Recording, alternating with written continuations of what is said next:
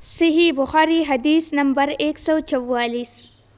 رسول اللہ صلی اللہ علیہ وآلہ وسلم نے فرمایا کہ جب تم میں سے کوئی بیت الخلاء میں جائے تو قبلہ کی طرف منہ کرے، نہ اس کی طرف پشت کرے، بلکہ مشرق کی طرف منہ کر لو یا مغرب کی طرف۔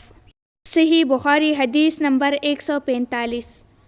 لوگ کہتے تھے کہ جب قضاء حاجت کے لیے بیٹھو تو نہ قبلہ کی طرف منہ کرو نہ بیت المقدس کی طرف۔